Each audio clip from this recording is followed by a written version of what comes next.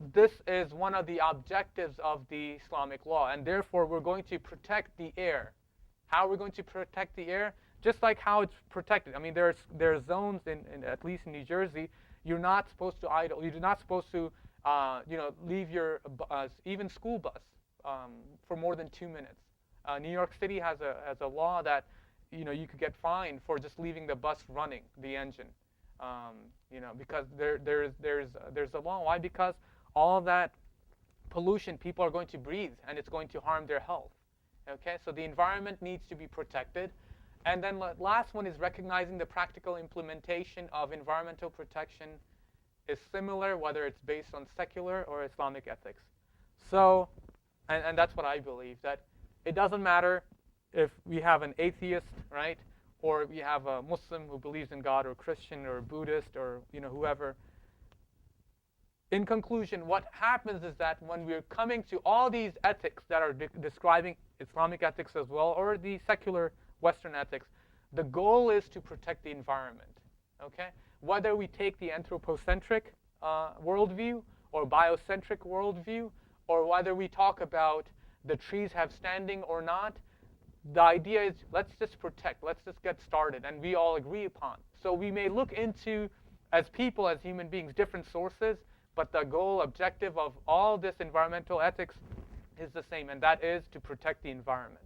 Okay, and next one? I think that's the last one. I talked about legal maxims to be used, and these are some of the ones. Go back just a slide. Go back. Just right click. Just go all the way down. I think you're smiling because you were like, yes, that was the last one. Okay, thank you. So the most comprehensive and broadly based of all maxims, legal maxims, are known as qawaid al-fiqhiyya al-asliya, or the normative legal maxims. And I'm just going to say that for the student of Islamic law, and I'm sure they're here from Hartford Seminary and other schools. And they apply to the entire range of fiqh, of jurisprudence, within Islamic jurisprudence, without any specification. These are general guides. The madhab, or the school of thoughts, are generally in agreement about these 5 or 6 of them. Okay, the top 100 that I talked about, those are from the Hanafi school of thought. Okay, the first one, or one of the ones that they agree upon, is harm must be eliminated. Okay, so if there's an environmental harm, I'm saying that's how we should look at it. That if it's pollution and it's polluting, or if it's destroying, if it's anything, then that harm should be eliminated. Not just because people are losing something or it's bad for their health, because it's bad for the environment, and that comes in to protect the T&E, or threatened and endangered species. The next one that they talk about, acts are judged by the intention behind them. The criminal prosecution, if people, did you really mean it, or did you just do it not knowing? Next one, the next 3. Next one, please. The next 3 are these. Certainty is not overruled by doubt. It's another maxims, that if you're sure about something, if we know that this is going to harm the environment, then there shouldn't be any doubt about protecting or using law to protect that environmental issue, or whatever the concern is. Okay, if it's the forest, if we're going to destroy it, then the certainty is not overruled. And I'm giving you now the environmental aspect. There are obviously fiqhi, or the legal rulings that pertain to the worship, and how their ruling is derived. This one's actually based on the wudu, or ablution. The next one, hardships begets facility, to facilitate things for not just people, but also the environment. Custom is the basis of judgment, and some of the other ones. Okay, so these are the statements that I've mentioned. The goal is the same, and that is to protect the environment, whether we talk about from this aspect or the other aspects. And we should not get confused about what we're trying to do. And I think everybody's trying to do the right thing. And the right thing is to come to terms and sit down and discuss these matters, and then be able to, because it's going to, not just looking at from the environmental, tree-hugging person, but it's also going to involve people who are If it's going to be something sustainable, people who are in business industry or people who are law implementation, people who are in politics, people who are in as far as environmental field, people who are in engineering, all these folks have to come together and then come up with the ways of dealing with these issues.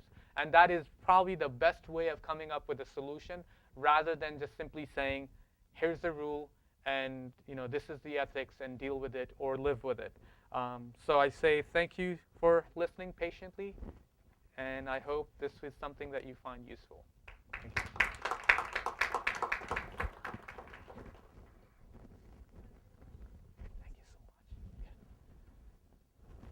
Questions? Yes.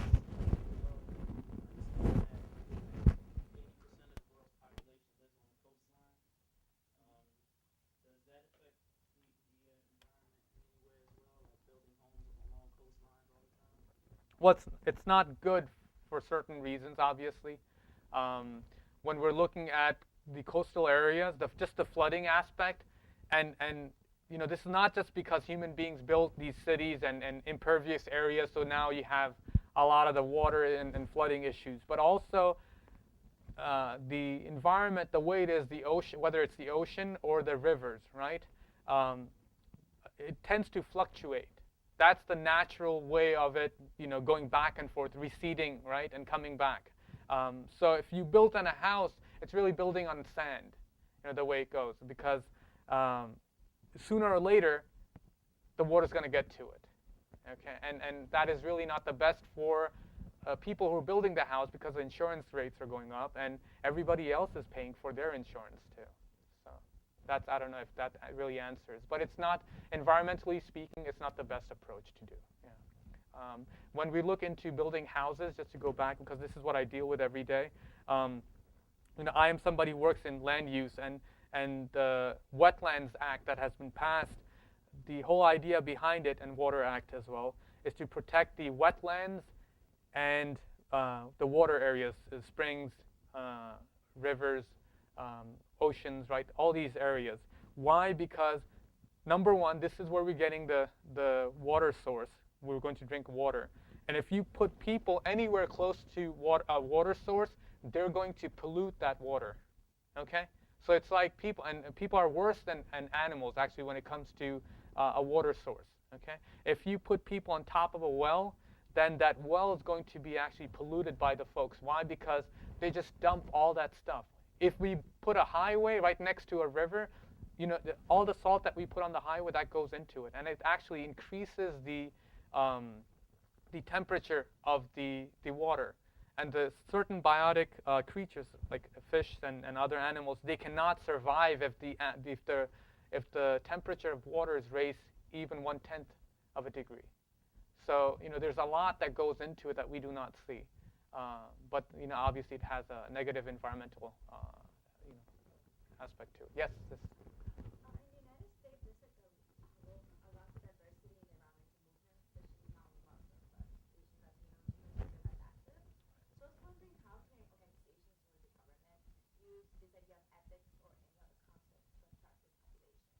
How the government or organizations, yeah.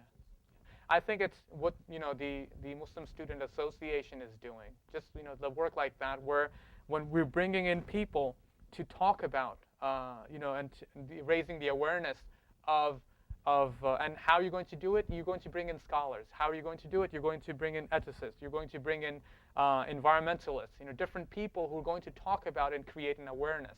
And then the Earth Day and the movements and all these ideas where you're able to educate people. And it's really, that's what needs to be done. Masses need to be educated. And education is the first steps before any type of action. And action taken without a knowledge is, as one of the Muslim scholars says, is foolishness. Why? Because you're going to hurt people, not benefit them. So what needs to be done is people, folks need to be educated. And I've seen in the cafeteria the whole argument about the waste. And this is what we need to do. We need to make the people aware of the consequences of their, putting the trash together. or creating, consuming things, and what happens